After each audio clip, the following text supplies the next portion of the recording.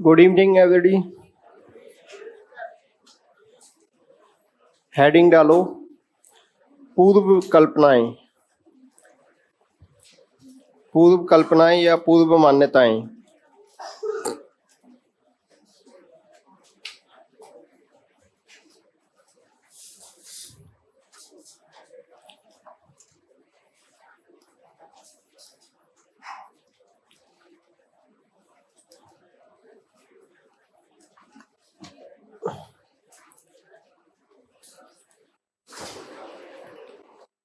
देखो, last class में हम लोगों ने जो पढ़ा था और उसमें आप लोगों को याद होगा कि टेलर के बारे में हमने स्टार्टिंग कर ली थी।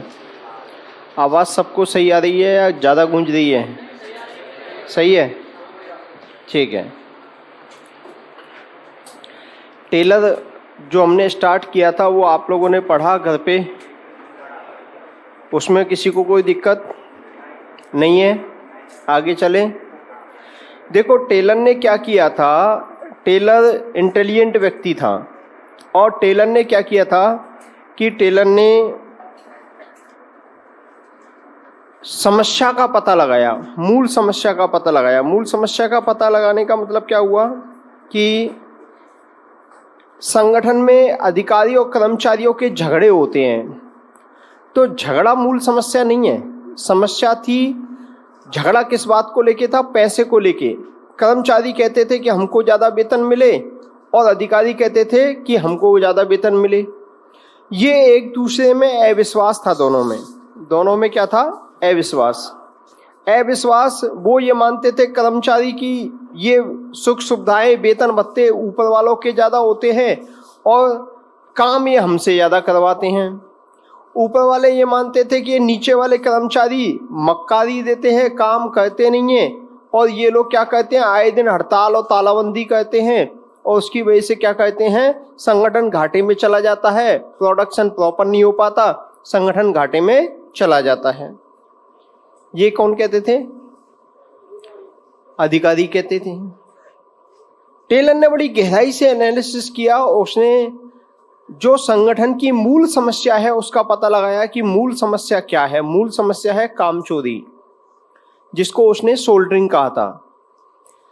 फिर उसने बीमारी का पता लगा लिया, बीमारी को अच्छे से एनालिसिस कर लिया। उसने कहा कि अगर इस कामचोरी को ही खत्म कर दिया जाए, जड़ से निकाल दिया जाए, तो कर्मचारी और अधिकारियों के बीच झगड़े अपने आप समाप्त हो जाएंगे, क्योंकि काम चोरी खत्म हो जाएगी तो प्रोडक्शन ज्यादा होगा, प्रोडक्शन ज्यादा होगा तो कंपनी को फायदा ज्यादा होगा और कंपनी को फायदा होगा तो कर्मचारियों को भी वेतन ज्यादा मिलेगा और अधिकारियों को भी वेतन ज्यादा मिलेगा, तो इनके झगड़े अपने आप समाप्त हो जाएंगे। तो उसने बारीकी से चीजों को समझा। उसके लिए उसने बहुत सारे सिद्धांत दिए और वैज्ञानिक प्रबंध सिद्धांत दिए उसने, जिसके लिए उसे जाना जाता है वैज्ञानिक प्रबंधन के सिद्धांत। मतलब किसी काम को व्यवस्थित तरीके से, वैज्ञानिक तरीके से, तकनीकी तरीके से कैसे किया जाए जिससे कि काम चोरी नहीं हो पाए, कम से कम लागत पर, कम से कम समय में, ज्यादा कार्यकुशलता के साथ ज्यादा से ज्यादा उत्पादन हो सके, ऐसा करने का विचार था, ऐसा करने की मतलब इसका उद्देश्य था। तो उसके लिए उसने वैज्ञानिक प्रबंधन के सिद्धांत दिए, तकनीकें दी, बहुत सारी तकनीकें, वैज्ञानिक प्रबंधन के सिद्धांत और भी बहुत सारी चीजें इसने सिखाई।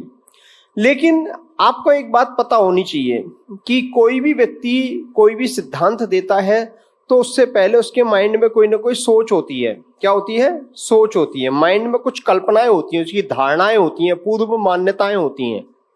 तो टेलर की 3 पूर्व मान्यताएं थी। कितनी थी? 3 पूर्व मान्यताएं थी।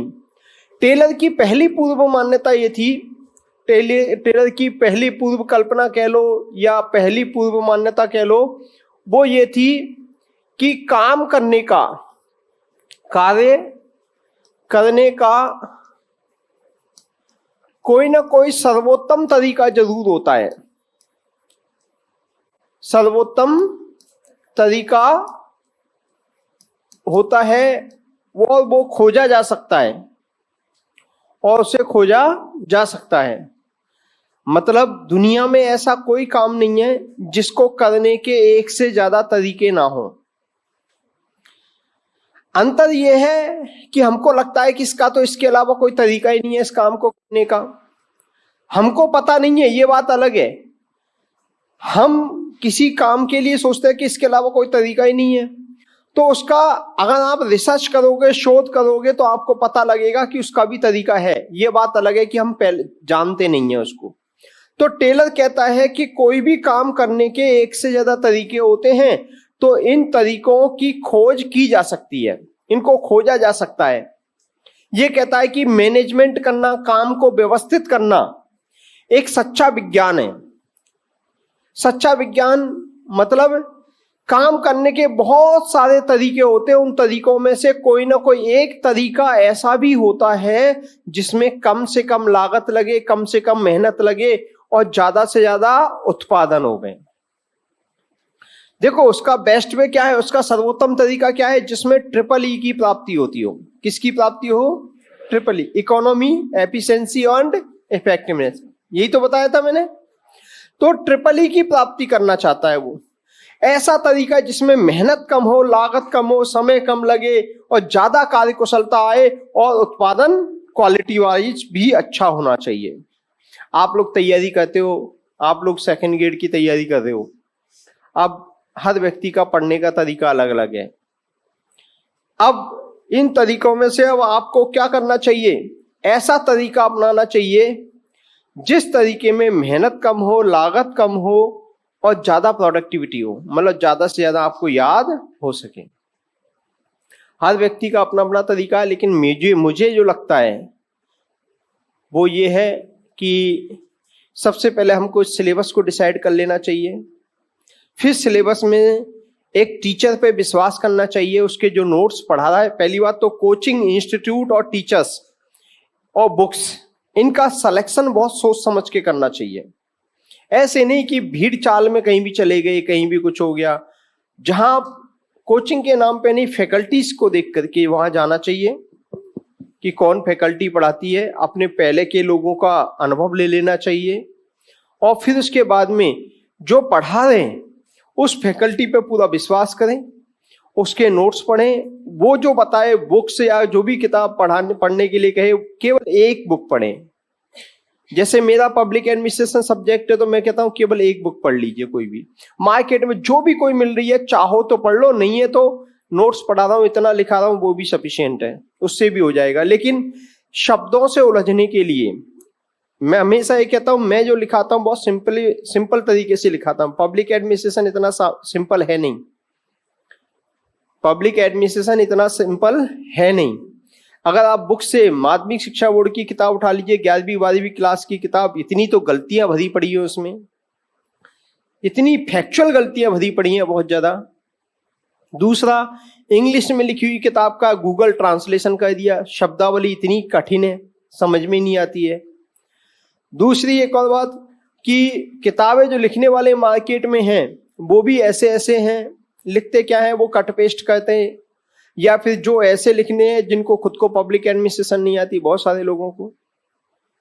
मुझे तो नाम नहीं लूंगा, आदेश बन गए, कई सारे साथी हैं। एक टीचर मिला मुझे जो आजकल बड़ा यूट्यूब पे और अनअकैडमी पे नाम है, वो मुझे कहीं मिला एक जगह किसी इंस्टीट्यूट में, बड़ी बड़ी बातें कर रहा था। मैं चुपचाप बैठा था, मेरी आदत नहीं है ज्यादा बोलने की। तो मैं आदेश का बेस पढ़ा करके निकला, पॉलिटिकल साइंस पढ़ाया था, तो वो अपनी क्लास के लिए आया था। वो उस समय उसका सिलेक्शन नहीं हुआ था, अब तो तहसीलदार बन गया वो। तो बीटेक किया हुआ लड़का, फिर बताने लगा मैं यहाँ पढ़ाता हूँ, वहाँ पढ़ाता हूँ, ऐसे ऐसे बहुत सारी बातें बता रहा था। मैंने कहा बढ़िया है, मैं सुनता रहा, वहाँ मैनेजमेंट को सुना रहा था, मैं वहाँ पे बैठा था। दूसरी क्लास में जाना था 10 मिनट बाद, तो इतनी देर में ही फिर बोलता है आप क्या पढ़ाते हैं सर? मैंने कहा यार पॉलिटिकल साइंस और पब्लिक एडमिनिस्ट्रेशन जो मेरा सब्जेक्ट पढ़वा लेते वो पढ़ा देता हूँ मैं तो पब्लिक एडमिनिस्ट्रेशन में तो सर यहाँ एक ही नाम है, वो धाकड़ सर का बड़ा नाम है। तो मैंने कहा अच्छा, सर आपका क्या नाम है? मैंने कहा डॉक्टर नरेंद्र धाकड़। आप पब्लिक एड वाले धाकड़ सर हैं क्या? मैंने कहा ये तो मुझे नहीं पता कौन से वाले पब्लिक एड। फिर मैं पब्लिक एडमिनिस्ट्रेशन पढ़ाता हूँ, पार्ट टाइम पढ़ाता हूँ, फुल टाइम नहीं पढ़ाता, टाइम मिलता उतना ही पढ़ाता हूँ। इतने में वो बोलता है, अरे सर आपके नोट्स लेकर के मैंने वो फलाने 4 बैच पढ़ाए, आपके नोट्स वो आपने दीक्षित क्लासेज में वहाँ पढ़ाया था, वहाँ पे जीतू फौजदार आपका स्टूडेंट था, उसने नोट्स दिए, उसने आपकी बड़ी तारीफ की, कोई क्वेश्चन बाहर नहीं जाता, और मैंने वहाँ से आपके उस फलानी कोचिंग में मैंने 4 बैच पढ़ा दिए। मैंने कहा तूने कैसे पढ़ा दिए? मैंने कहा तूने कैसे पढ़ा दिए? पब्लिक एड सब्जेक्ट रहा है कभी तूने तेरे पास? नहीं सर, आरएस के लिए पढ़ा है, मेंस के लिए बस। वो मेंस का सिलेबस था, आपके नोट्स इतने सिंपल बढ़िया तरीके से लिखे हुए थे, मैंने वो समझ के वो ही पढ़ा दिए। मैंने बहुत बढ़िया। तो मेरा कहने का मतलब ये है, मेरा उद्देश्य केवल इतना सा है कि कोई भी टीचर का पहले तो चयन अच्छे से करो, दूसरी बात उसके नोट्स पर फिर विश्वास करो, वो जो बताए गाइडेंस करे उस पर विश्वास करो और उसके अकॉर्डिंग पढ़ाई करे। एक बुक या एक नोट्स जो भी है उसको अच्छे से फॉलो करे। बुक पढ़ने के लिए इसलिए कहता हूं मैं थोड़ा सा, वैसे तो मैटर इससे ही बाहर नहीं जाता, पर पढ़ने के लिए इसलिए कहता हूं कि मैं सिंपल लैंग्वेज में लिखवाता हूं और वहां पे जो पेपर में जो लैंग्वेज आती है वो थोड़ी सी बुकिश लैंग्वेज आती है, बुकिश शब्दावली आती है। तो वहां कई बार आप लोग क्या होता है कि स्टूडेंट, मैं बता रहा हूँ ना कि हमेशा कोई ना कोई स्टूडेंट मुझे मिल जाता है कई बार, और मैं उनको नहीं पहचानता। अब जैसे तुम में से किसी का सिलेक्शन हो गया तो मैं इतना नहीं पहचानूंगा। एक मिल करके कहते हैं सर वो पेपर तो पूरा आ गया था पर एक क्वेश्चन हमारी गलती से गलत हो गया। मैंने क्यों गलत हो गया तेरा यार? बोला सर वो शब्दों में उलझ गए, हम शब्द को समझ नहीं पाए उसको। तो कई बार ऐसी भी दिक्कतें हो जाती। तो अपन अपने लिए कंपटीशन है, एक एक क्वेश्चन बड़ा मायने रखता है। तो कोई भी, अब जैसे लक्ष्य वालों, लक्ष्य कौन सी आती थी पहले, सुगम की आती थी शायद, वो आजकल प्रमोद चौधरी वाली जो बुक है वो या कलाम वालों ने हायर कर लिया, उसको अपडेट किया है। तो मेरा उसमें कोई योगदान नहीं है, मेरे पास इतना टाइम भी नहीं है। तो आप चाहो तो वो भी ले सकते हो, जो भी है इन्होंने काम किया उस पर, बुक पे मेरे सामने किया है, इसलिए वो इनकी जो बुक आती है कलाम कोचिंग की पब्लिकेशन से, तो वो भी आप ले सकते हो। वो ले लो और ले करके फिर उसके सिर्फ रेफरेंस के लिए रखना है। उसमें भी और कुछ फैक्ट में मेरे में उनके में कहीं कहीं डिफरेंस भी आ सकता है, तो डिफरेंस आए वहां मुझसे पूछ लेना, मैं आपको फैक्ट कंफर्म करके ही लिखाऊंगा। अगर कोई गड़बड़ होगा तो मैं खुद ही करेक्शन करवा दूंगा, खुद ही करेक्शन करवा दो। तो मेरा कहने का मतलब यह है कि सर्वोत्तम तरीका जो होता है काम करने का, तो मेरी नजर में तो पढ़ने का सर्वोत्तम तरीका यह है कि एक किताब लो या एक नोट्स लो, पहले एक नोट्स पे, एक टीचर पे विश्वास करो, उसको पढ़ो बार बार, और एक बुक रेफरेंस में रखो। उस बुक में से कुछ एक्स्ट्रा मिले तो उस नोट्स में ही नोट कर लो। नोट करने के बाद में उस नोट्स को ही बार बार पढ़ते हुए और लिख के पढ़ो। क्या करो? लिख के पढ़ो। आप क्या होता है कि आप पढ़ के एक पेज फटाफट से पढ़ दिया, 5 मिनट में एक पेज पढ़ दिया आपने, माना कि पढ़ दोगे, कोई दिक्कत नहीं है। लेकिन आपने एक लाइन पढ़ करके मुश्किल से 1 सेकंड या 2 सेकंड में एक लाइन पढ़ दी, आपके दिमाग का ध्यान, आपका दिमाग का जो कंसंट्रेशन है उस लाइन पे केवल 1 सेकंड के लिए या 2 सेकंड के लिए रहा, और वहीं आपने वही लाइन लिखने के लिए 8 से 10 सेकंड खर्च किए, तो आपका ध्यान उसी लाइन पर कितने सेकंड रहा? 8 से 10 सेकंड रहा। तो 8 से 10 सेकंड आपका दिमाग वहां पे रहेगा, तो 1 सेकंड 2 सेकंड वाली बात ज्यादा या देर तक याद रहेगी या 8 से 10 सेकंड वाली ज्यादा याद रहेगी? समझ गए ना मेरी बात? एक बार में स्टार्टिंग में टाइम लगता है, लेकिन बाद में इतना कॉन्फिडेंस आता है उसको पढ़ने के बाद में, फिर आप पढ़ने पलटोगे ना। अब आप एक बार पढ़ के निकल जाओगे फिर भी कॉन्फिडेंस नहीं आएगा, फिर दोबारा पढ़ोगे उतना ही टाइम दोगे फिर कॉन्फिडेंस नहीं आएगा, फिर तीसरी बार पढ़ोगे, 4 बार पढ़ोगे। अगर आपने एक बार लिख के पढ़ लिया तो उसके बाद में क्या होगा कि आप लोगों को कॉन्फिडेंस आ जाएगा और अगली बार केवल नोट्स देखते हैं, हाँ ये ठीक है, ये ठीक है, ये ठीक है, ये ठीक है, तुरंत याद हो जाता है। इसलिए अपने हाथ से लिखा हुआ हमेशा याद होता है, अपना नोट्स ज्यादा काम में आता है। तो बेस्ट वे अपनाना चाहिए। बेस्ट वे का मतलब होता है जो सर्वोत्तम तरीका होता है। सर्वोत्तम तरीके की बात करें हम लोग तो जिसपे ट्रिपल ई की प्राप्ति होती हो, और ये सर्वोत्तम तरीका जो कम से कम लागत समय पर ज्यादा से ज्यादा क्वालिटी वाइज गुणवत्तापूर्ण उत्पादन देता हो, ऐसे उत्पादन को वो प्राप्त करने वाले तरीके को ही क्या मानता है? सर्वोत्तम तरीका। और इसी सर्वोत्तम तरीके को वो क्या कहता है? वैज्ञानिक तरीका कहता है। क्या कहता है?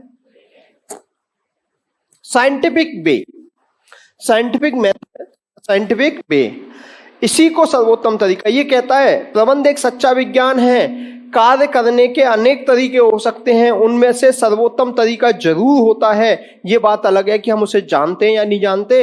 वो कहता है कि अगर आप सर्वोत्तम तरीका नहीं जानते हैं तो उसकी खोज की जानी चाहिए। सबसे पहला काम क्या करना चाहिए? खोज करनी चाहिए। सर्वोत्तम तरीके को खोजा जाना चाहिए। सर्वोत्तम तरीका जरूर होता है, उसकी खोज की जानी चाहिए। दूसरी बात, दूसरी पूर्व मान्यता क्या थी इसकी? दूसरी मान्यता ये थी दोस्तों कि ये मानता था कि संगठन में काम करने वाला कर्मचारी, इस पद पे बैठा हुआ कोई व्यक्ति है, ये काम कर रहा है, इसकी तुलना में इस पद पे जो बैठा हुआ व्यक्ति है ये इसका उच्च अधिकारी है कि नहीं? ऊपर वाले सोपान पे है ये, तो ये उच्च अधिकारी है। तो ये क्या कह रहा है? एक अच्छा कर्मचारी वह होता है, एक अच्छा कर्मचारी वह होता है जो अपने उच्च अधिकारी के आदेश निर्देशों का पालन करे। सुनिए ध्यान से क्या कह रहा है। एक अच्छा कर्मचारी वह होता है जो अपने उच्च अधिकारी के आदेश निर्देशों का पालन करे, स्वयं की पहल पर काम ना करे। अपना दिमाग मत लगा, अपना दिमाग मत लगा, जैसा बॉस कह रहा है वैसा ही कर। क्यों? ऐसा क्यों कहता है ये? उसका कारण है इसकी तुलना में ये ऊपर वाले पद पे है, इसको ज्यादा पता है, ये ज्यादा योग्य है, ज्यादा समझदार है, काम के बारे में इसको ज्यादा नॉलेज है, ये सीनियर आदमी है। तो ये व्यक्ति जो है जो चीज समझेगा, जो बौद्धिकता का स्तर इसका है वो इसका नहीं हो सकता।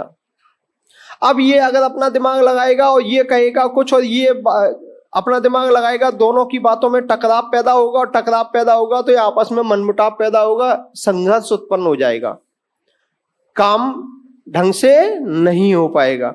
तो इसलिए कहता है कि एक अच्छा कर्मचारी वह होता है जो अपने उच्च अधिकारी के आदेशों का पालन करे, ना कि स्वयं की पहल पर काम करे। ये पहल करने की स्वतंत्रता भी नहीं देता। ये कहता है कि कर्मचारी को केवल जैसा बॉस कह रहा है वैसा कर, अपना दिमाग ज्यादा नहीं लगा। वो वाली स्थिति है ना, घर में कई बार पिताजी या कोई लोग कहते हैं, अपन छोटे होते हैं, अपन को कोई काम दिया पिताजी ने, यार ऐसा कर ला, और आपने कभी अपनी तरफ से एक्स्ट्रा सजेशन दे दिया, पापा ऐसा ऐसा ऐसा वो कर लेगा इसका। कई बार पिताजी को गुस्सा आ गया होगा, उन्होंने कहा होगा तू ज्यादा दिमाग मत लगा, तेरा मैं कह रहा हूं जितना ही काम कर, चल भाग ऐसे। कहते नहीं कहते कई बार? उसी तरह की बात का ये समर्थन कर रहा है कि एक अच्छा कर्मचारी वह होता है जो उच्च अधिकारी के आदेशों का पालन करे, स्वयं की पहल पर काम ना करे। तीसरी बात यह क्या कहता है?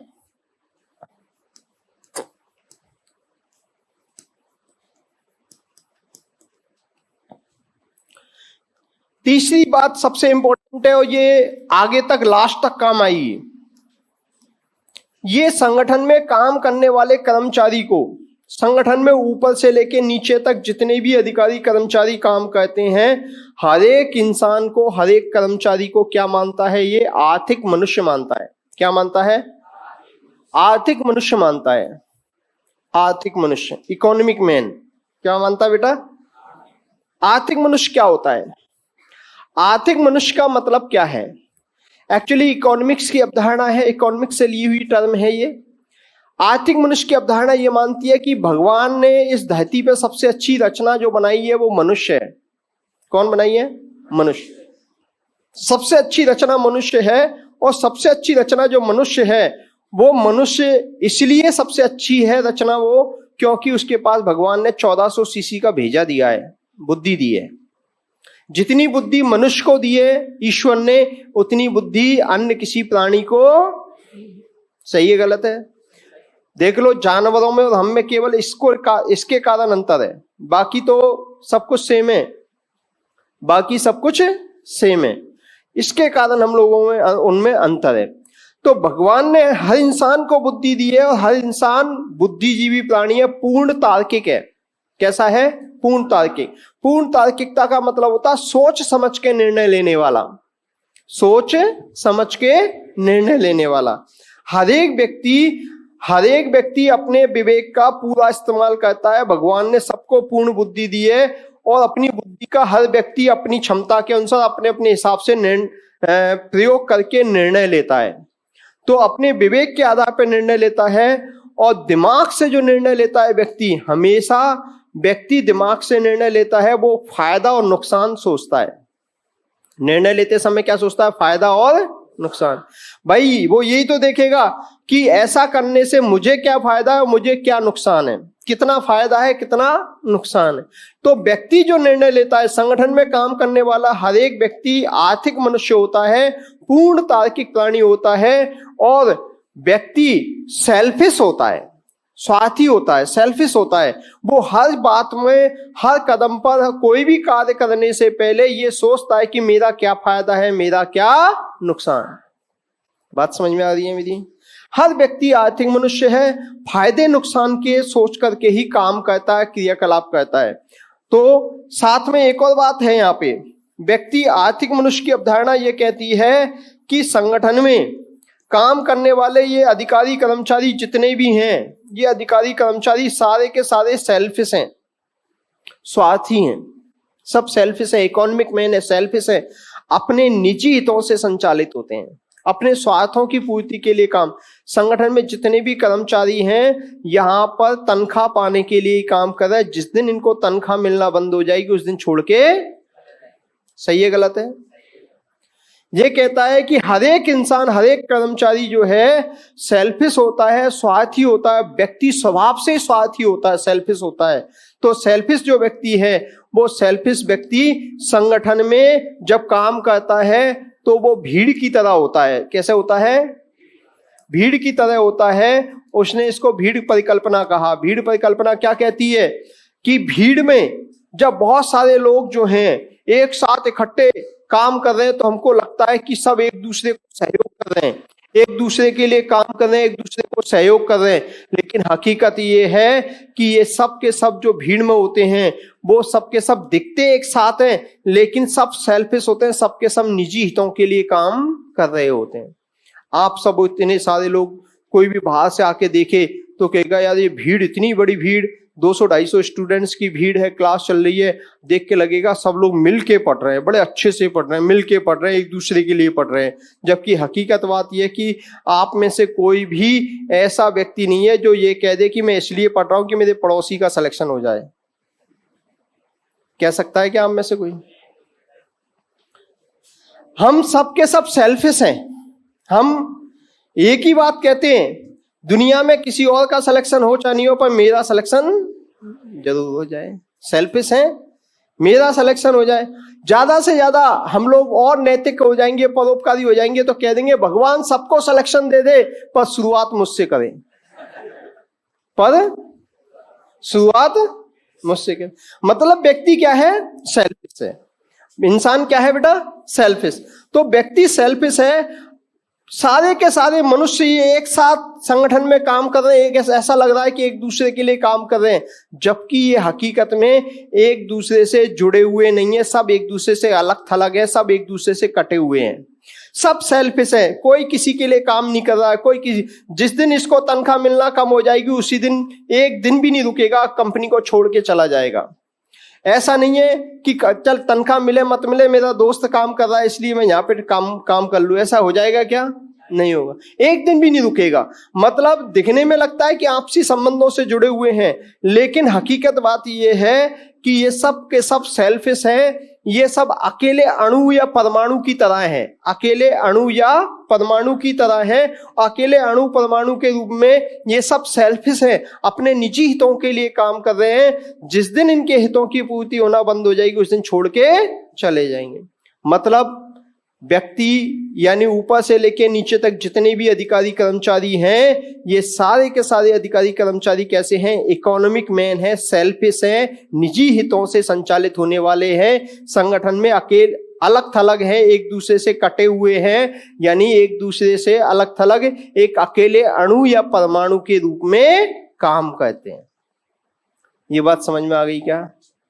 ये 3 पूर्व कल्पनाएं हैं और इन्हीं 3 पूर्व कल्पनाओं के आधार पर इसके सिद्धांत आएंगे। आगे सिद्धांतों की बात करेंगे हम लोग आगे। अगला टॉपिक सिद्धांत, जो वैज्ञानिक प्रबंध के सिद्धांत क्या क्या बताए थे इसने, वो अपन चर्चा करेंगे। तो ये 3 पूर्व कल्पनाएं समझ में आ गई आप लोगों को। पहली पूर्व कल्पना क्या है? कार्य करने के सर्वोत्तम तरीके की खोज की जानी चाहिए। सही है, मतलब कोई ना कोई तरीका होता है, उसकी खोज की जानी चाहिए। दूसरा, अच्छा कर्मचारी वह होता है जो उच्च अधिकारी के आदेशों का पालन करे, स्वयं की पहल पर काम ना करे। बिल्कुल याद हो गया। तीसरी बात, संगठन में काम करने वाला कर्मचारी कैसा मनुष्य होता है? आर्थिक मनुष्य होता है। ये 3 बातें आपकी अगर क्लियर हैं तो आप लोगों को ये पूर्व कल्पनाओं की बात समझ में आ जाएगी। इनको याद रखना है। एग्जाम में क्या कहता है? निम्न में से कौन सी टेलर की पूर्व मान्यताओं में शामिल नहीं है? तो 3 तो यहां से दे देगा और एक कोई और स्टेटमेंट दे देगा, तो आपको छांट लेना आना चाहिए। क्लियर? लिख लो, पहला पॉइंट लिखो।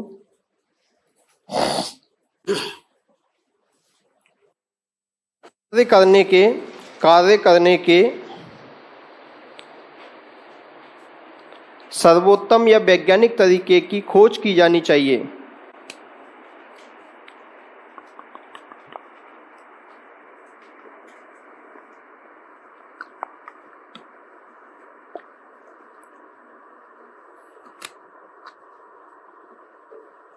कार्य करने के सर्वोत्तम या वैज्ञानिक तरीके की खोज की जानी चाहिए।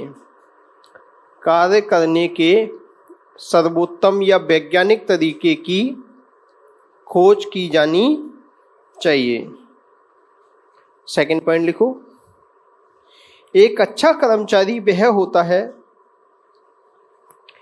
एक अच्छा कर्मचारी वह होता है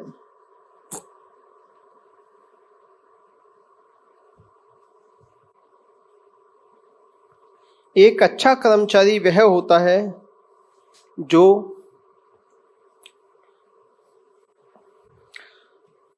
उच्च अधिकारी के निर्देशों का पालन करे, निर्देशों का पालन करे, ना कि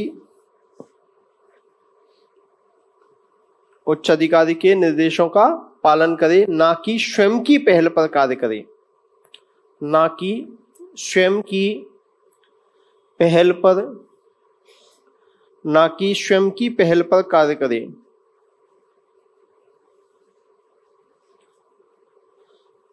तीसरा लिखें। संगठन में कार्यरत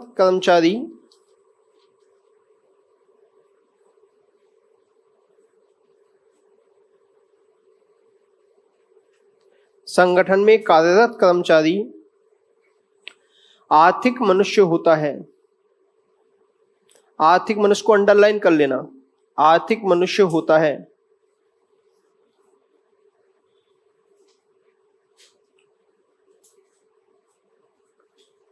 अर्थात कर्मचारी पूर्ण तार्किक होता है,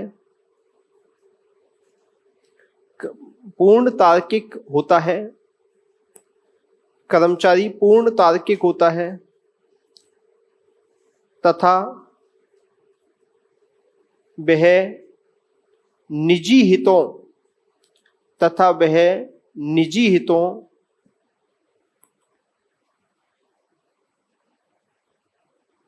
से संचालित होता है, निजी हितों से प्रेरित होता है या संचालित होता है, निजी हितों से प्रेरित होता है या संचालित होता है,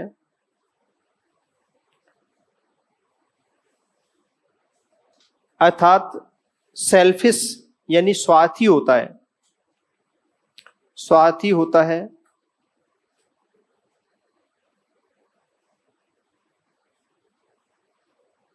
वह संगठन में अकेले अणु या परमाणु के रूप में, वह संगठन में अकेले अणु या परमाणु के रूप में एक दूसरे से अलग थलग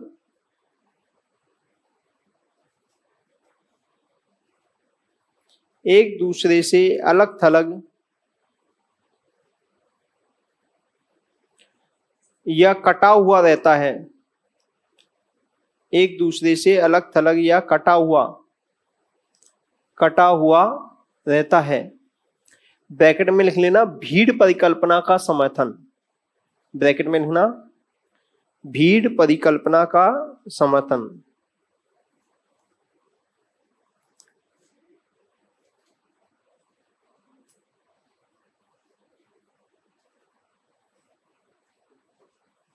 क्लियर बेटा? अब हेडिंग डालो वैज्ञानिक प्रबंध सिद्धांत।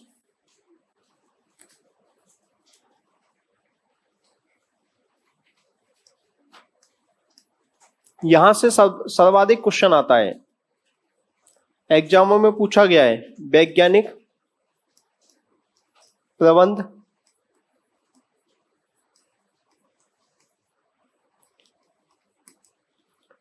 इसको हम शॉर्ट में SMT भी कहते हैं, SMT साइंटिफिक मैनेजमेंट थ्योरी, वैज्ञानिक प्रबंध सिद्धांत SMT। देखो टेलर ने वैसे तो वैज्ञानिक प्रबंधन के बहुत सारे सिद्धांत दिए, लेकिन इनके जो 4 सिद्धांत हैं वो सबसे महत्वपूर्ण है। कितने सिद्धांत? 4। और वो 4 सिद्धांतों में ही अन्य सिद्धांत अपने आप निकल आते हैं, अंतर्निहित हैं, छुपे हुए हैं अपने आप ही। तो 4 सिद्धांतों को हम पढ़ेंगे, उन 4 सिद्धांतों से ही क्वेश्चन पूछा जाता है। तो सबसे पहला सिद्धांत तो इनका वही है जो पहली पूर्व कल्पना थी या पूर्व मान्यता। पहली पूर्व मान्यता क्या है बताइए? कार्य करने का सर्वोत्तम या वैज्ञानिक तरीका खोजा जाना चाहिए। इसका मतलब है कि कार्य करने का सर्वोत्तम या वैज्ञानिक तरीका जरूर होता है। ये बात अलग है हमको पता है या नहीं है, नहीं पता है तो खोज लीजिए। सबसे पहला काम क्या करना है? सर्वोत्तम तरीके की खोज की जानी चाहिए। उसी के आधार पे पहला सिद्धांत देता है कि कार्य हमेशा वैज्ञानिक तरीके से किया जाना चाहिए। कार्य हमेशा वैज्ञानिक तरीके से किया जाना चाहिए, ना कि अंगूठे के नियम से, ना कि अंगूठे के नियम से। मतलब क्या हुआ भैया? लकीर के फकीर मत बनो। सीधे शब्दों में बात कहूं तो, मैं अपने शब्दों में बात कहूं तो वो ये कह रहा है जो परंपरागत तरीका आप अपनाते चले आ रहे हो, जो ढंगा आपने पुराना अपना रखा है, पहले से आप पढ़ते आ रहे हो, सो के पढ़ता हूं साहब मैं तो। अरे तो पढ़ लिया तो अब तो छोड़ दे उस तरीके को, जैसे तैसे हो गया पार। अब पार नहीं होगा, लेकिन अब सेकंड ग्रेड में 7-8 लाख लोग फॉर्म भरेंगे, सीटें 8-10 हजार आएंगी, उनमें से SST की 2-4 हजार आएंगी। समझ में आ रही है बात मेरी? तो अब सबको पास थोड़ी करना है, यहां तो मूर्खों की छटनी करनी है। क्या करनी है? हमें पब्लिक एडमिनिस्ट्रेशन का विद्यार्थी होने के नाते ये जो प्रीलिम्स एग्जाम होती है ना, ऑब्जेक्टिव टाइप, इस एग्जाम को हमारी पब्लिक एडमिनिस्ट्रेशन की भाषा में RS प्री, IS प्री वगैरह होती है, इनको प्री एलिमिनेशन की एग्जाम मानते हैं। प्री एलिमिनेशन की एग्जाम का मतलब है मूर्खों को छटनी करके बाहर करो, मूर्खों को छटनी करके बाहर करो। तो अब आप पे डिपेंड करता है कि हम मूर्खों की श्रेणी में आना चाहते हो या समझदारों की श्रेणी में। समझदारों की श्रेणी में जब ही आओगे जब आप सिलेक्शन ले लोगे। समझ में आ गई ना। आपके भी तो ऑब्जेक्टिव टाइप की एग्जाम है, तो ऑब्जेक्टिव टाइप की एग्जाम छटनी की एग्जाम होती है। तो यहां पर ध्यान रखने की बात यह है कि आपको छटनी में नहीं होना है, छटनी में नहीं जाना, हमको अंदर आना है। और अंदर आने के लिए अलग से प्रयास करना पड़ेगा, सिस्टमेटिक प्रयास करना पड़ेगा, काम वैज्ञानिक तरीके से करना पड़ेगा, ना कि अंगूठे के नियम से। अंगूठे का नियम मतलब परंपरागत तरीका छोड़ दीजिए, सर्वोत्तम तरीका पता लगाइए कि आपको कौन से तरीके से ज्यादा याद होता है। कब? सुबह पढ़ने से ज्यादा याद होता है, रात को लेट तक पढ़ने से ज्यादा याद होता है, कॉन्फिडेंस कैसे आता है, लिख के पढ़ने से होता है, या गाना सुनते हुए पढ़ने से होता है, या मैच देखते हुए, या यूट्यूब पे फिल्में देखते हुए, या क्या कहते हुए आपको ज्यादा याद होता है। वैसे अपना लीजिए, आप तरीकों को अपना के देखो, उनमें से सर्वोत्तम तरीका छांटिए और छांट के फिर उसको सर्वोत्तम तरीके को ही फॉलो कीजिए। सही है गलत है? ये भी यही कह रहा है कि काम हमेशा वैज्ञानिक तरीके से किया जाना चाहिए, अंगूठे के नियम से नहीं किया जाना चाहिए। अंगूठा का नियम नहीं भैया, परंपरागत तरीका ढर्रा जो है, अब काम नहीं चलेगा। अलर्ट हो जाओ, साइंटिफिक वे में काम करो, वैज्ञानिक माइंड लगाओ, वैज्ञानिक तरीके से पढ़ो। पहली पॉइंट समझ में आ गया, पहला सिद्धांत। दूसरा सिद्धांत क्या था? पहले क्या था कि कर्मचारियों को ठेकेदारी प्रणाली पे सस्ते मजदूर ले लेते थे उद्योगों के अंदर। इसने क्या कह दिया कि भैया ऐसा है कि वो वाली बात है ना कि लोकल माल सस्ता तो आता है पर बार बार दुखाता है, और कंपनी का माल एक बार महंगा आता है पर बार बार टेंशन नहीं देता। तो वही बात ये भी कह रहा है, ये कहता है कि कर्मचारी सस्ते मजदूर मत भर्ती करो कंपनी के अंदर। ये कहता है कर्मचारियों को वैज्ञानिक तरीके से, कर्मचारियों की कंपनी में वैज्ञानिक तरीके से योग्यता के आधार पर, योग्यता के आधार पर भर्ती की जानी चाहिए, योग्यता के आधार पर भर्ती की जानी चाहिए, और उन्हें वैज्ञानिक तरीके से प्रशिक्षण दिया जाना चाहिए। वैज्ञानिक तरीके से प्रशिक्षण, वैज्ञानिक तरीके से प्रशिक्षण दिया जाना चाहिए। मतलब पहले तो एग्जाम लो अच्छे से, जैसे जो भी काम है उस काम की नेचर के अनुसार आप पहले उसकी मिनिमम योग्यता डिसाइड करो। जैसे आप लोगों की योग्यता डिसाइड कर रखी है टीचर बनाने के लिए, तो टीचर बनाने के लिए योग्यता क्या डिसाइड कर रखी है? कम से कम ग्रेजुएशन हो और बीएड हो, ग्रेजुएट हो और बीएड हो। फिर उसके बाद में ग्रेजुएशन और बीएड करने के बाद में भी मिनिमम योग्यता हो गई। फिर उसके बाद में एग्जाम में फॉर्म भरो, फॉर्म भरने के बाद एग्जाम की तैयारी को, एग्जाम को पास करो, और पास करके जो पास हो जाए, जो सबसे योग्य होंगे उनको क्या कर लेंगे? अपन भर्ती कर लेंगे। ये वैज्ञानिक तरीका ही है। एग्जाम हर तरह के पेपर बना करके सेट कर दिया, 8-10 सब्जेक्टों को मिला करके आपको पढ़वाया जाता है, फिर उसमें से भी सबकी एग्जाम लेकर के टॉप भर्ती रैंक निकाली जाती है, फिर उनको भर्ती किया जाता है। समझ में आ रही है मेरी बात? ये और आपके तो ये है, आपकी ट्रेनिंग हालांकि पहले ही हो गई, बीएड के दौरान लेसन वेसन चलते हैं, कैसे पढ़ाना है, पढ़ाने की सब विधिया शिक्षण विधिया सब सीख आए तुम लोग, बीएड में हो जाती हैं शायद। एक बार नौकरी लगने के बाद तो ट्रेनिंग नहीं होती ना। हम आरएस ऑफिसर्स जो होते हैं, आरएस में पहले सेलेक्ट होते हैं, सेलेक्ट होने के बाद में पहले ओटीएस में ट्रेनिंग के लिए भेजा जाता है। वहाँ 3-4 महीने ट्रेनिंग होती है, फिर ट्रेनिंग होने के बाद में फिर इंस्टीट्यूशनल ट्रेनिंग होती है अलग से, मतलब जिस जिस विभाग का जो काम है उसके अकॉर्डिंग ट्रेनिंग होती है, और फिर उसके बाद पोस्ट पे लगाया जाता है। तो कहने का मेरा मतलब है कि वैज्ञानिक तरीके से उनको क्या दिया जाता है? प्रशिक्षण दिया जाता है, प्रशिक्षण। तो ये क्या कह रहा है? ये कहता है कि योग्यता के आधार पर कर्मचारियों की भर्ती करो, जो सबसे योग्य कर्मचारी है उन्हीं को भर्ती करो, जो कमजोर है उसको मत लाओ। योग्यता के आधार पर भर्ती करो और वैज्ञानिक तरीके से उसे प्रशिक्षण करो। मतलब जिस वैज्ञानिक तरीके से यहाँ काम होना है ना, उस काम करने के तरीके में उसको क्या करो? प्रशिक्षित करो। क्लियर? 2 बातें हो गई। वैज्ञानिक तरीके से काम होना चाहिए, ना कि अंगूठे के नियम से। दूसरा क्या है? वैज्ञानिक तरीके या वैज्ञानिक तरीके से योग्यता के आधार पर भर्ती करो और वैज्ञानिक तरीके से प्रशिक्षण दो। क्लियर? तीसरी क्या है? तीसरी बात कहता है, तीसरी बात को मैं शॉर्ट में लिख दूं तो इसको कहेंगे हम सहयोगात्मक पर्यवेक्षण।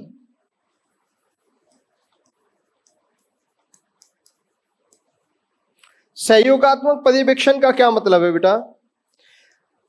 ये क्या कह रहा है कि अपने अधीनस्थों के कार्यों की, माना कि ये अधीनस्थ है, ये मान लो ये अधीनस्थ है, ये इसका उच्चस्थ अधिकारी है, अपनी अपनी लाइन में होते हैं, ये ऐसे होते हैं, ऐसे ऐसे चलते हैं अपनी अपनी लाइन में। ये अधीनस्थ है, ये उच्चस्थ है, ये अधीनस्थ है, ये उच्चस्थ है, ये अधीनस्थ है, यहां पे जो भी है ये उच्चस्थ हो जाएगा। मतलब एक आदमी के अंडर में दो हो सकते हैं, ये अधीनस्थ, ये उच्चस्थ, ये उच्चस्थ, अधीनस्थ, ये उच्चस्थ, ये अधीनस्थ, ये उच्चस्थ। समझ में आ रही है बात? ये कर्मचारी है, ये अधिकारी है, ये कर्मचारी है, ये अधिकारी है।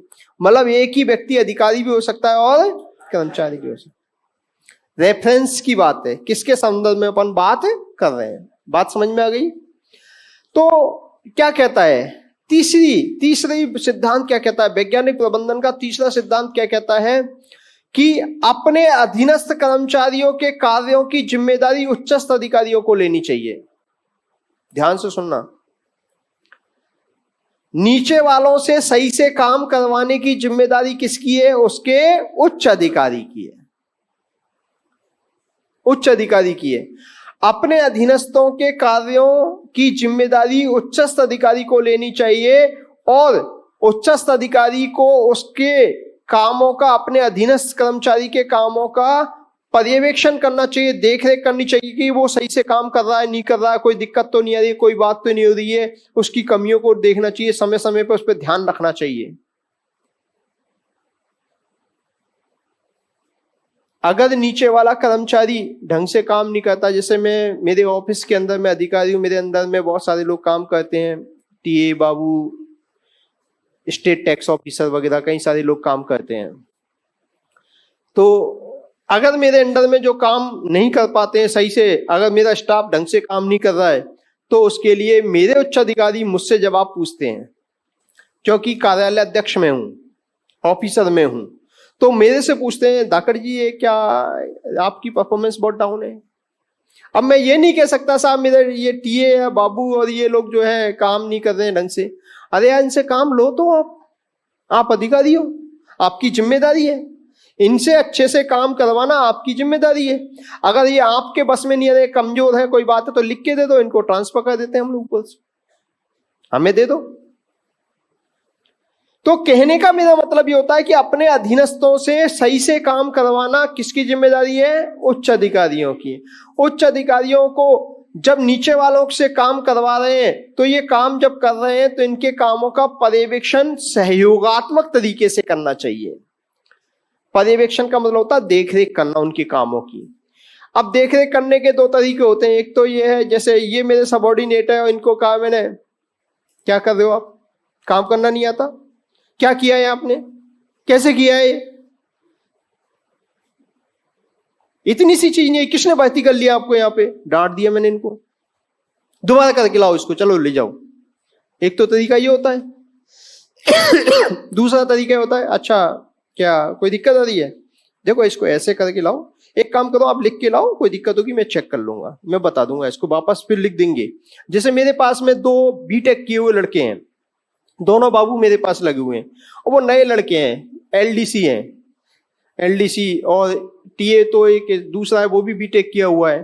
तो उनको लेटर बना के लाते हैं, साहब कैसे लेटर लिखना है, उच्च अधिकारी को लेटर लिखना है, तो टाइप करके वो ही लाते हैं। तो प्रकाश, मैंने कहा ये लेटर ले जा, इसका लेटर बना, इसका जवाब बना के लेके आ।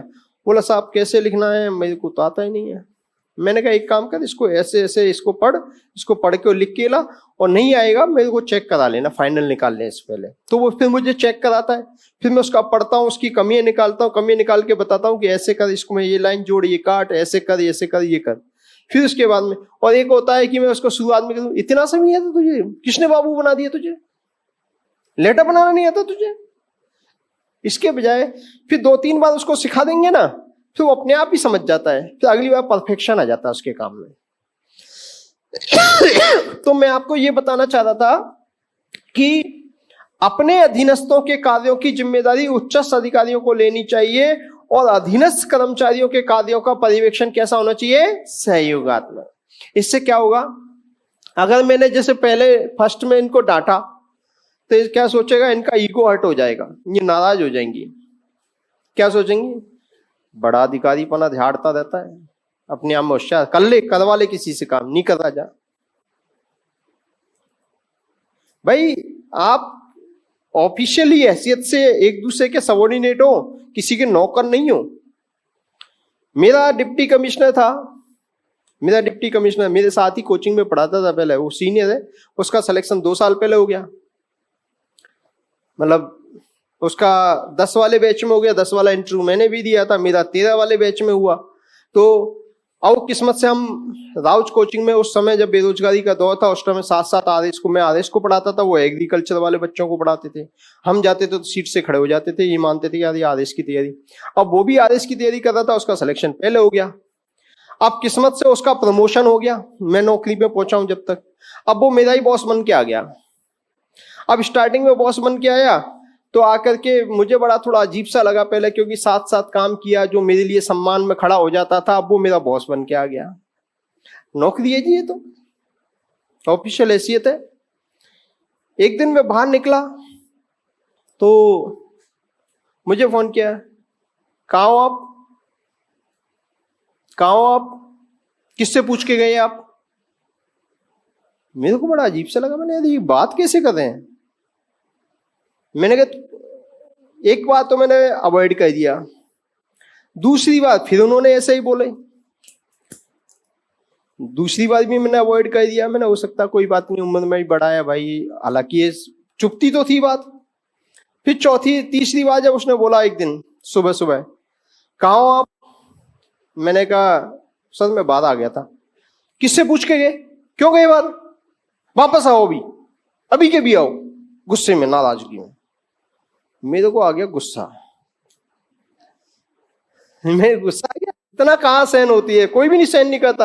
और मेरे जैसा आदमी तो वैसे ही सहन नहीं करें, जो नौकरी की परवाह कभी नहीं करता। उस दिन प्रोबेशन में मैंने तो टेबल ठोक दी थी वहां सीकर का मैं जब असिस्टेंट कमिश्नर था, तो सीकर में पहली नौकरी वहां गया, तो वहां एक उच्च अधिकारी, वहां पे भी वो, तो 5 अधिकारियों के बीच में टेबल ठोक दी मैंने ऐसा, मुझे नौकरी करना मत सिखाओ, नहीं सबको सिखा दूंगा मैंने कहा जितना यहाँ पे कमाता हूं ना, उससे ज्यादा कमाता था पहले नौकरी में आने से पहले। उनको समझ में आ गया कि मूडी टाइप का आदमी है। तो बाद में चाहे 3 दिन तक उनको नींद और नहीं आई अधिकारी को। फिर बाद में समझौता की बैठ के। अभी वो रिटायर हो गए कुछ दिन पहले, तो मैंने उनसे पांव छू करके माफी मांगी। मैंने कहा सर आप जा रहे हैं और मेरे पहले गुरु हैं आप मेरी सर्विस के, और मेरी स्टार्टिंग में नादानी में आपसे हॉट टॉक हो गई, मेरे से गलती, इसके लिए मैं माफी चाहता हूँ। तो उन्होंने मुझे गले लगा लिया, अरे नहीं नरेंद्र यार, मैं भूल गया सारी बातें, उसी टाइम भूल गया था। तो उन्होंने मुझे डांटा, उल्टा बोला, तो मैंने उनको सीधे क्या जवाब दिया, अगले दिन आकर के, मेरे को रात को नींद नहीं आई, सुबह अगले दिन आकर के पूछा मैंने, सर एक तो है ना आप जिस टोन में बात करते हैं ना, मुझे टोन पसंद नहीं आती, प्लीज मेरा निवेदन है कि आप बड़े आराम से बात करें, कोई आदेश है कोई बता दें, आप मेरे अधिकारी है, मैं आपके आदेश की पालना करूंगा, पर आप जिस तरह से बिहेव करते हो ये मुझे अच्छा नहीं लगता। क्या गलत किया मैंने? सही बोला मैंने, कुछ गलत नहीं बोला मैंने कहा ओए सुन ध्यान से, तेरे बाप का नौकर नहीं हूं, सीधे बोला उसको, तेरे बाप का नौकर नहीं हूं, मैं ऑफिसर की हैसियत से काम कर रहा हूं। आज के बाद में ना बदतमीज से बोला ना, बदतमीज से जवाब भी मिल जाएगा, ध्यान में रखना, बुला दूंगा सारी नेतागिरी नौकरी। आई बात समझ में ना? इज्जत देगा तो इज्जत लेगा, सीधे ऐसे बोला, पूरी स्टाफ इकट्ठा हो गया, सब इकट्ठे हो गए तो फिर वो सबके सब आ लगे, वो बदतमीज और ये वो। मैंने कहा तू तो तमीज सीख ले पहले। इतनी हॉट टॉक हो गई अधिकारियों के बीच में। फिर उन्होंने मेरे खिलाफ चिट्ठी लिख दी ऊपर, इन्होंने ऑफिसर लाइक बिहेवियर नहीं किया, अनुशासनात्मक कार्रवाई की सिफारिश करता हूं, ये कहता हूं वो कहता हूं, उनसे कौन डरता है। ऊपर एडिशनल कमिश्नर को लिख दिया, एडिशनल कमिश्नर साहब ने मुझे नोटिस दे दिया, मैंने उसका जवाब दे दिया। और जवाब इतना बढ़िया तरीके से दिया कि आदमी बड़ा गंदा है, बदतमीज से बोलता है, मैनर्स नहीं है। वो सारी घटनाएं बता दी। फिर उसके बाद में ऊपर वाले अधिकारी भी जब कोई जांच कमेटी बिठाते हैं ना, तो उससे पहले वो और अधिकारियों से फीडबैक लेते हैं कि कौन आदमी कैसा है, किसका बिहेव। तो 3 डिप्टी कमिश्नर, 2-3 महिला ऑफिसर भी थी, उन सब ने मेरे बारे में कहा, बोला धाकड़ जी तो बड़े सौम्य और शालीन स्वभाव के हैं, ये यही गलत बोलते हैं, यही गलत बोलते हैं। फिर बाद में उन्होंने वो ड्रॉप कर दिया मक्खी में।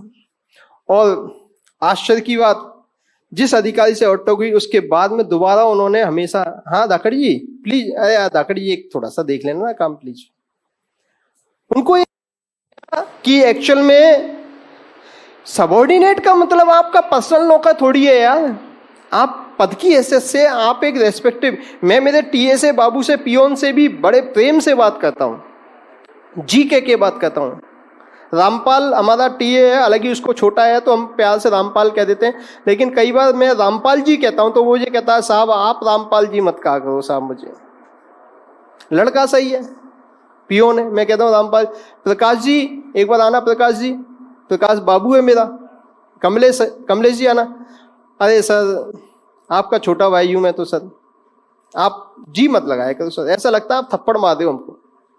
कई बार ऐसे भी होते हैं मानने वाले। तो कहने का मतलब यह है कि नीचे वाला सबऑर्डिनेट जो होता है, सबऑर्डिनेट का भी एक रेस्पेक्ट होता है, उसका भी ईगो होता है। अगर आपने उसका नकारात्मक पर्यवेक्षण किया, कमियां ढूंढने वाला पर्यवेक्षण किया, तो उसका ईगो हर्ट हो जाएगा, तनाव पैदा होगा। बजाय इसके क्या करना है, सहयोगात्मक पर्यवेक्षण करना है। क्या करना है, सहयोगात्मक पर्यवेक्षण करना है। सहयोगात्मक पर्यवेक्षण करेंगे तो उसका परफॉर्मेंस अच्छा आएगा, अच्छा निकल के आएगा, आपके लिए जी जान से काम करेगा। मेरे पहले वाले ऑफिस वाले जो बच्चे हैं, जो लड़के टीए बाबू हैं, मैं उनको आज भी बुला लेता हूं मेरे पास काम करने, वो कभी भी आ जाते हैं काम करने के लिए, कह देते हैं हाँ सर। फिर वो पीछे से दूसरे स्टाफ वाले एक लड़का मिला, टीए कह रहा, बोला धाकड़ सर के लिए तो हम जान भी हाजिर है, कभी आधी रात को ही बुलाएंगे तो भी तैयार है हम काम के। एक्चुअली व्यवहार होता है, क्या होता है, व्यवहार होता है। तो ये नीचे वाले कर्मचारी जो है, इसका पर्यवेक्षण कैसा होना चाहिए, सहयोगात्मक या सकारात्मक पर्यवेक्षण होना चाहिए। तीसरी बात समझ में आ गई। पहली बात क्या है, कार्य वैज्ञानिक तरीके से किया जाना चाहिए, न कि अरे आप बोलो यार, याद हो जाएगा, अंगूठे के नियम से।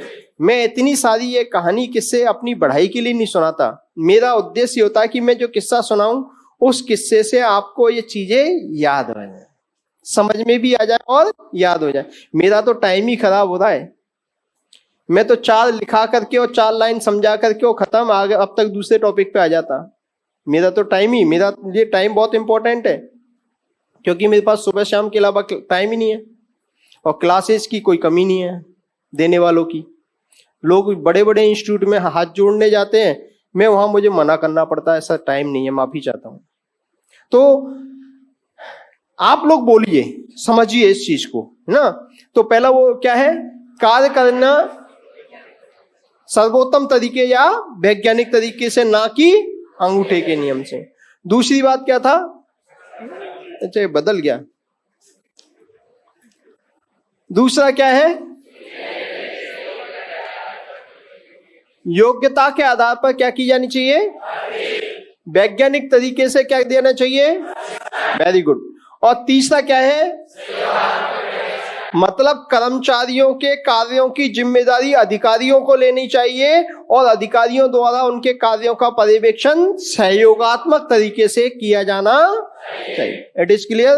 और लास्ट सबसे आसान प्रिंसिपल है, चौथा प्रिंसिपल सबसे आसान है, कि प्रत्येक पद के कार्यों का स्पष्ट विभाजन होना चाहिए। कार्यों का स्पष्ट विभाजन या कार्य विशेषीकरण।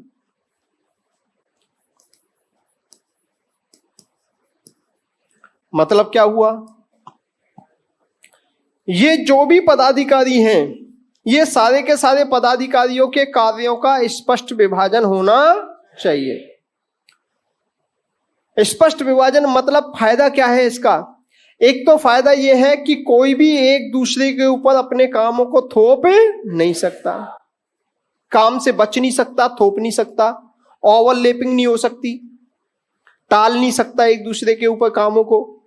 दूसरी बात कि कामों का जब स्पष्ट विभाजन होगा, हर एक पद के कामों का स्पष्ट विभाजन होगा, तो जो काम है उस काम की प्रकृति के अनुसार सबसे अच्छा कर्मचारी लेके आएंगे, सबसे योग्य कर्मचारी को भर्ती किया जाएगा। जैसे इस पद पे कंप्यूटर संबंधी कोई काम है तो कंप्यूटर का जो सबसे अच्छा एग्जाम लेकर के सबसे योग्य कर्मचारी होगा उसको भर्ती करेंगे, और सबसे योग्य कर्मचारी जब काम करेगा तो उसके काम में क्या आएगा? परफेक्शन आ जाएगा। क्या जाएगा?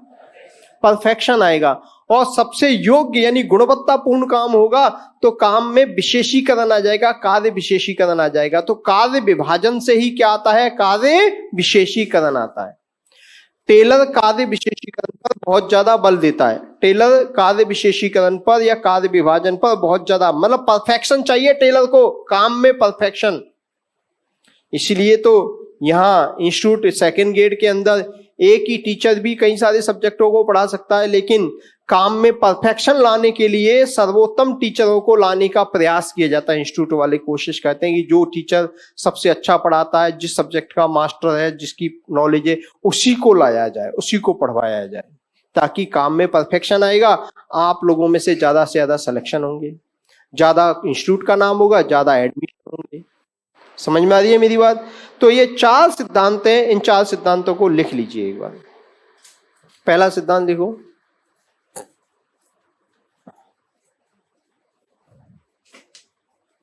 कार्य वैज्ञानिक तरीके से किया जाना चाहिए। पहला सिद्धांत देखो, कार्य वैज्ञानिक तरीके से किया जाना चाहिए,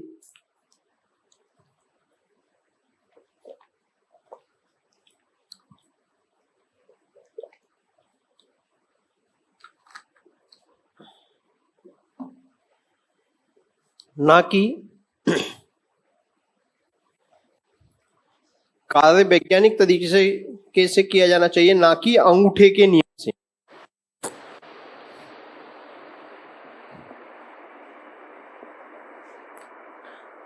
दूसरा लिखो, ना कि अंगूठे के नियम से। अंगूठे के नियम में लिख लो ब्रैकेट में परंपरागत तरीके से, परंपरागत तरीके से।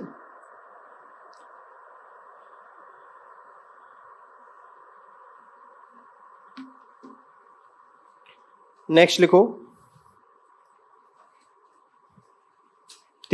दूसरा, योग्यता के आधार पर कर्मचारियों की भर्ती की जानी चाहिए। योग्यता के आधार पर कर्मचारियों की भर्ती की जानी चाहिए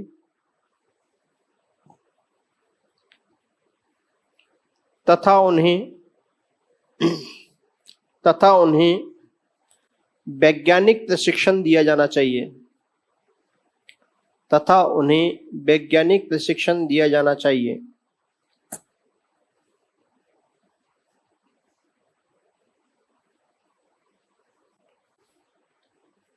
तीसरा लिखो, अपने अधीनस्थ कर्मचारियों के कार्यों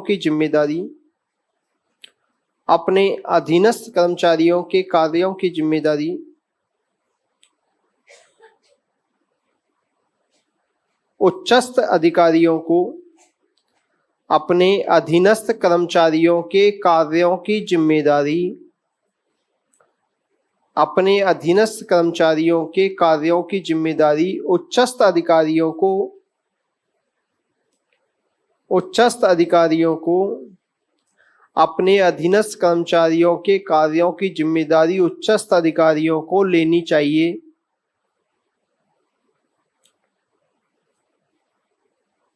तथा उनका सहयोगात्मक पर्यवेक्षण किया जाना चाहिए।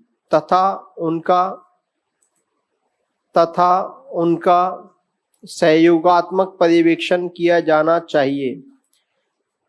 देखो मैं बार बार रिपीट कर रहा हूं पूरे सेंटेंस को, पहले आप लोग सेंटेंस को सुना करो ध्यान से, फिर समझ करके, सुन करके और फिर लिखा करो। मैं बार बार कह रहा हूं, जो इधर उधर देख रहे हैं, दूसरों की कॉपी में देखते हैं ना, वो लोग सेंटेंस को पूरा सुनते नहीं है।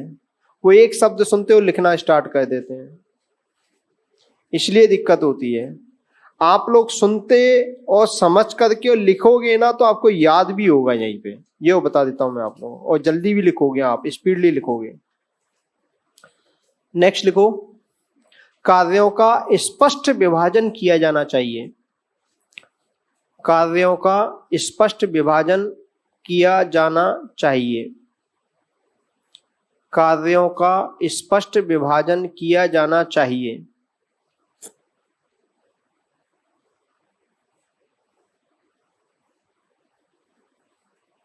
कार्यों का स्पष्ट विभाजन किया जाना चाहिए। क्लियर? चारों सिद्धांत हो गए। अब यह इसमें क्वेश्चन कैसे आता है, निम्न में से कौन सा वैज्ञानिक प्रबंध संबंधी सिद्धांत नहीं है? ऑप्शन ए, कार्य अंगूठे के नियम से किया जाना चाहिए। वैज्ञानिक तरीके से भर्ती और वैज्ञानिक प्रशिक्षण दिया जाना चाहिए। सहयोगात्मक पर्यवेक्षण किया जाना चाहिए। कार्यों का स्पष्ट विभाजन किया जाना चाहिए। कौन सा आंसर होगा बताओ? पीछे वालों सुना नहीं? क्यों नहीं सुना? ध्यान से सुना करो भाई।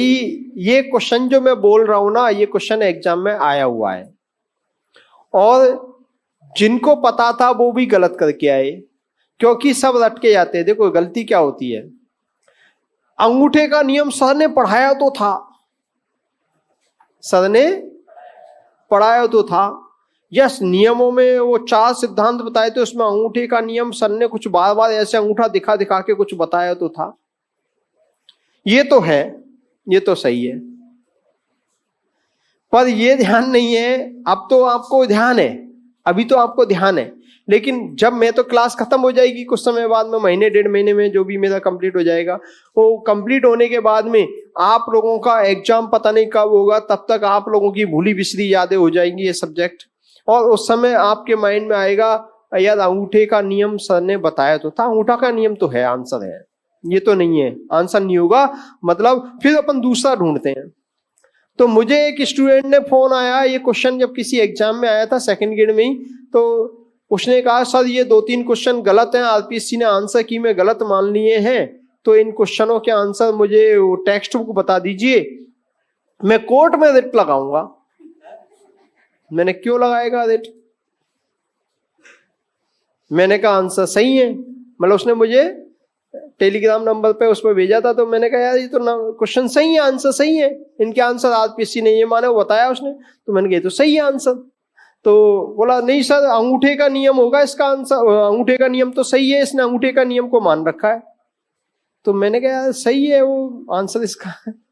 फिर उसने मुझे कॉल किया, तो फिर मैंने उसको कहा, मैंने बेटा उसको ढंग से पढ़ तो सही, नोट्स को खोल करके एक बार। तो उसने हाँ सर मेरे पास कॉपी है, अभी देखता हूँ। खोला, उसने खोल के देखा, मैंने पढ़ के बता पहली लाइन क्या लिख रही है। उसने कहा कि कार्य वैज्ञानिक तरीके से किया जाना चाहिए, ना कि अंगूठे के नियम से।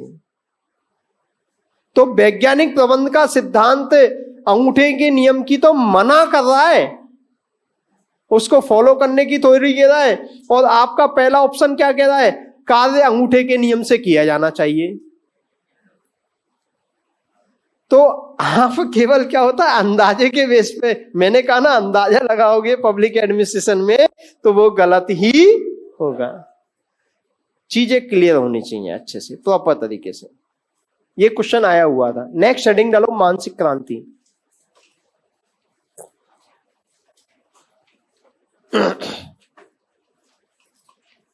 क्वेश्चन लिखाना क्या, क्वेश्चन बता दिया मैंने, कुछ तुम भी मेहनत करो घर पे बैठ करके। पिछले सालों के पेपर आरपीएससी की साइट पे भी पढ़े, मार्केट में भी पढ़े, और आपकी जो ये बुक कलाम वालों ने दे रखी है उसमें भी पढ़े।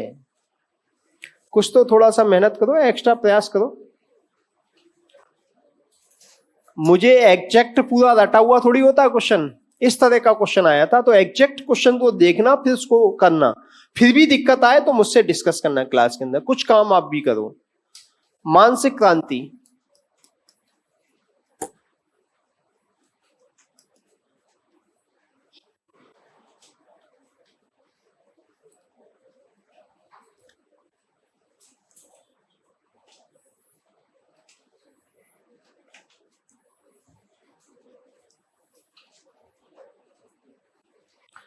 देखो मैंने आपके सामने क्या बनाया है?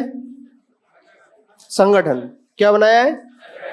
संगठन। बोल तो नहीं हो गए? परेशान तो नहीं हुए? ठीक है ना? ये संगठन है, और संगठन में ऊपर के लेवल पे कौन काम करते हैं? अधिकारी। और निचले लेवल पे कौन काम करते हैं?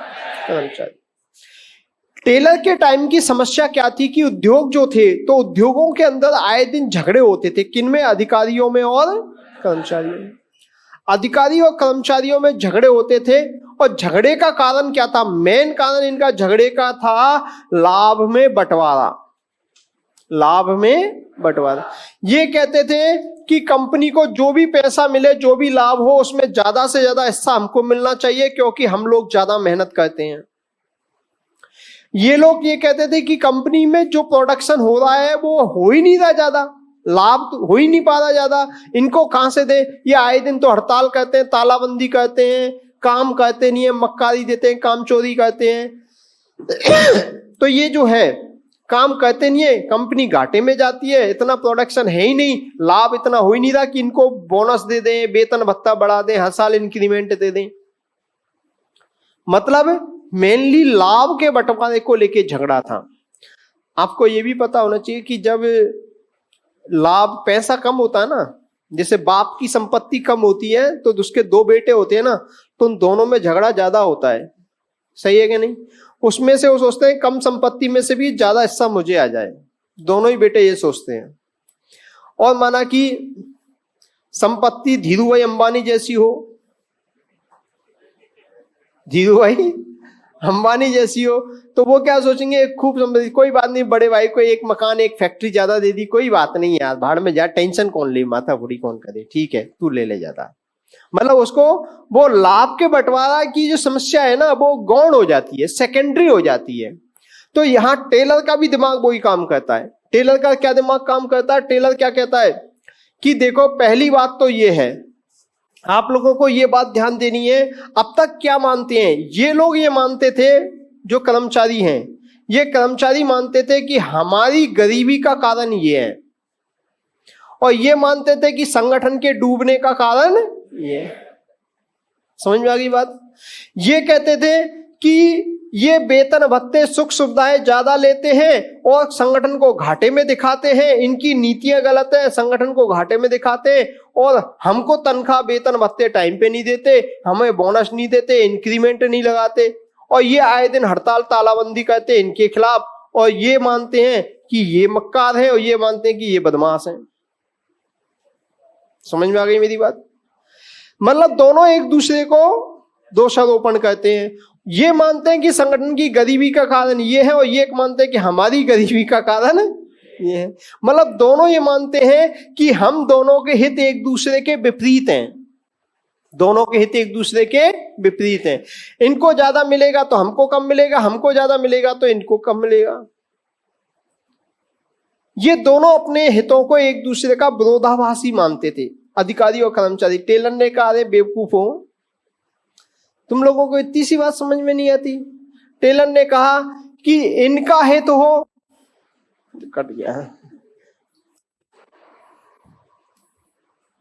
टेलर ने कहा इनका हित हो चाहे इनका हित हो, दोनों काम कहां कर रहे हो? इस संगठन में कर रहे हो, तो इन दोनों का हित, इनका और इनका, दोनों का हित इस संगठन के हित में निहित है।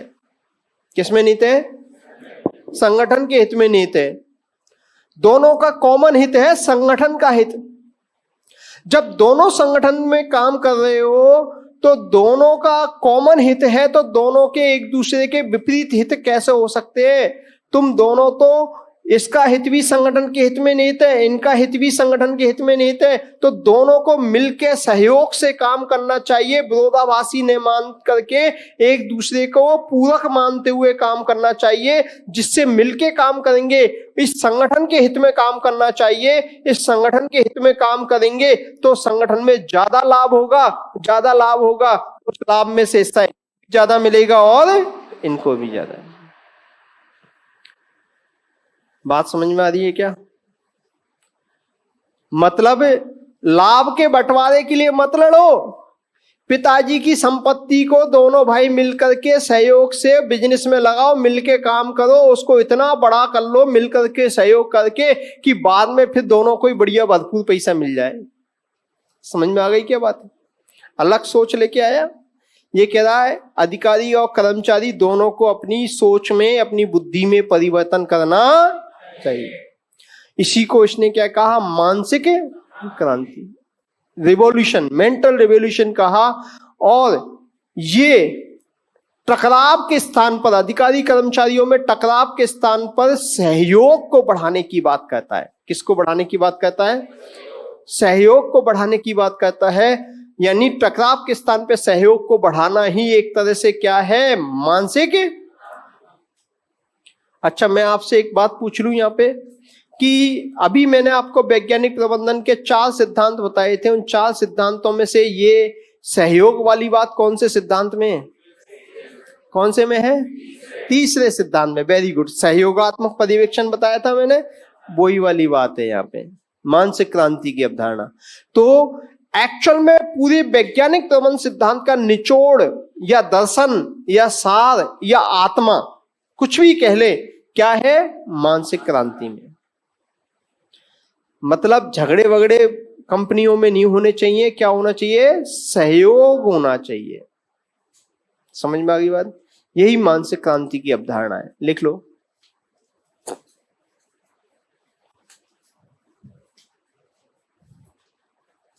लिखो। टेलर के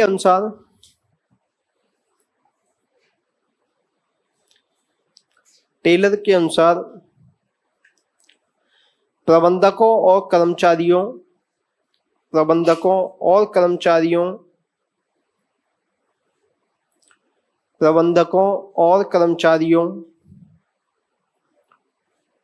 दोनों के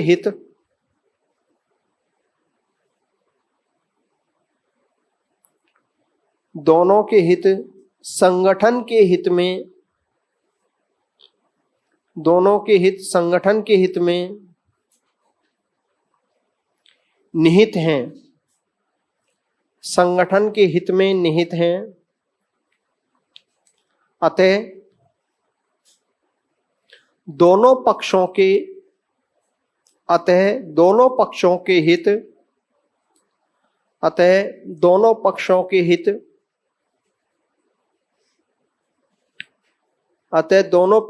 हित एक दूसरे के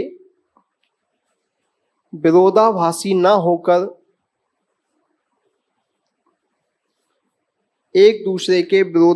न होकर बल्कि पूरक हैं। एक दूसरे के विरोधाभासी ना होकर बल्कि पूरक हैं, सप्लीमेंट्री, पूरक हैं। अतः दोनों पक्षों को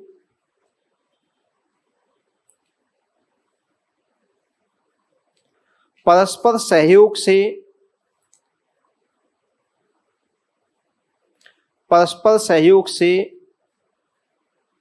कार्य करना चाहिए,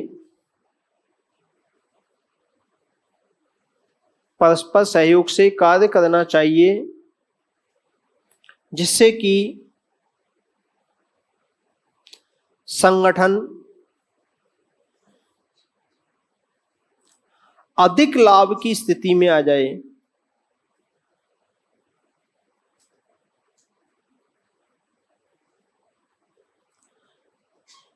अधिक लाभ की स्थिति में आ जाए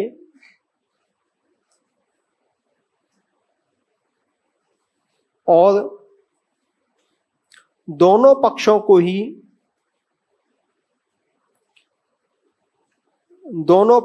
ही इसमें अधिक हिस्सा मिले, दोनों पक्षों को ही इसमें पर्याप्त हिस्सा मिले, दोनों पक्षों को ही इसमें पर्याप्त हिस्सा मिले, दोनों पक्षों को ही इसमें पर्याप्त हिस्सा मिले, जिससे लाभ के बंटवारे की समस्या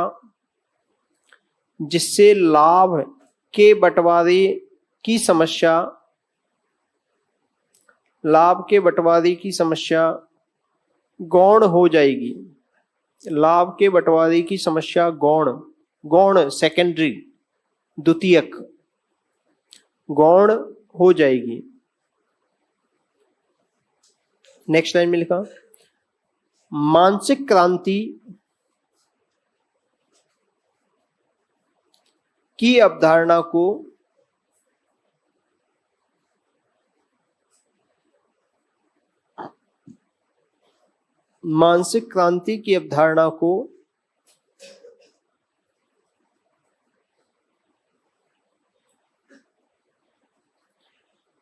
टेलर ने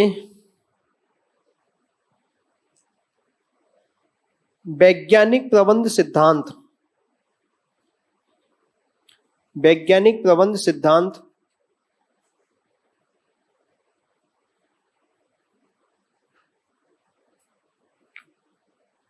का दर्शन,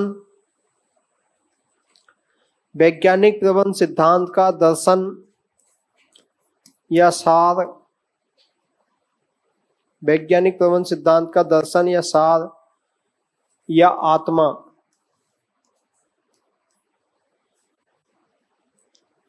माना।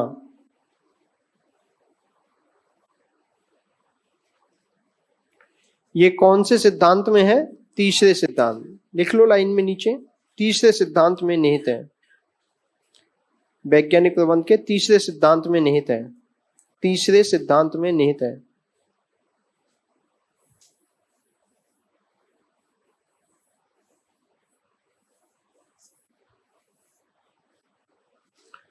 नेक्स्ट लिखो तकनीकें।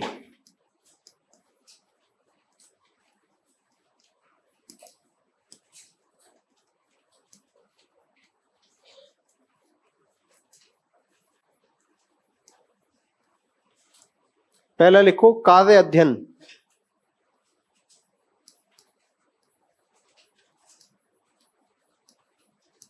वर्क स्टडी, वर्क स्टडी कार्य अध्ययन।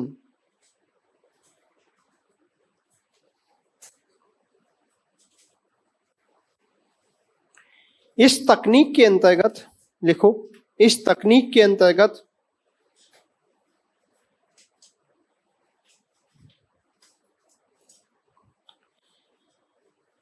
टेलर ने, इस तकनीक के अंतर्गत टेलर ने कार्य करने के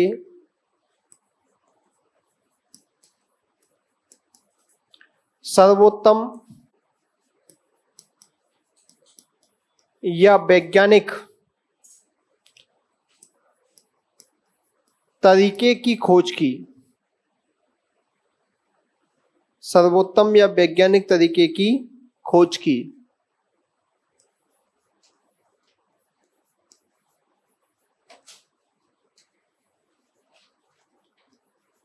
सेकंड लिखो समय अध्ययन या गति अध्ययन।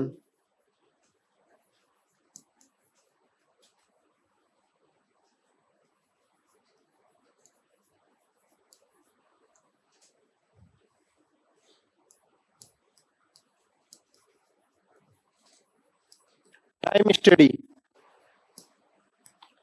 टाइम स्टडी, गति अध्ययन या समय अध्ययन, इसको बोलेंगे अपन क्या? Time study. इसमें लिखो इस तकनीक के अंतर्गत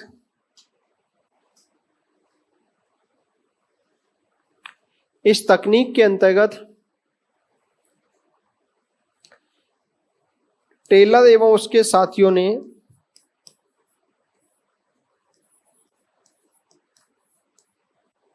विराम घड़ी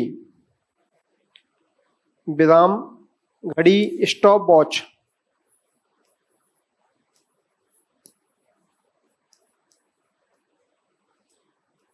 वॉच का प्रयोग करके, विराम घड़ी या स्टॉप वॉच का प्रयोग करके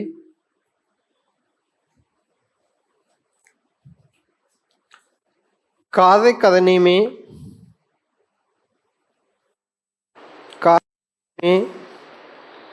करने में लगने वाले समय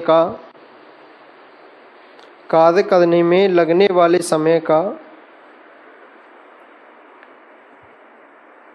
अध्ययन किया।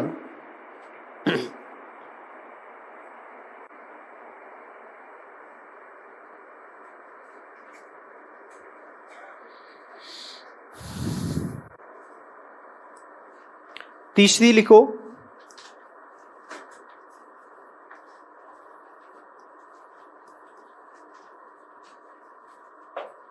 फंक्शनल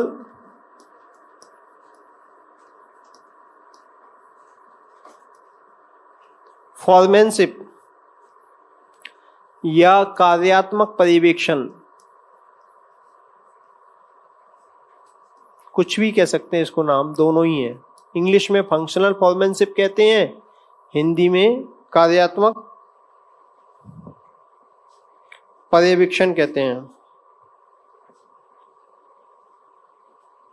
फंक्शनल फॉर्मेनशिप या कार्यात्मक पर्यवेक्षण।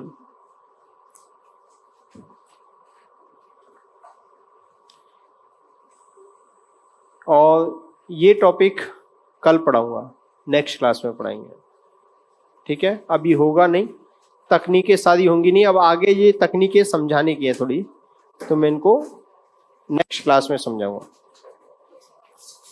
बेटा रिवाइज करते रहना, पिछले सालों के क्वेश्चंस देखते रहना।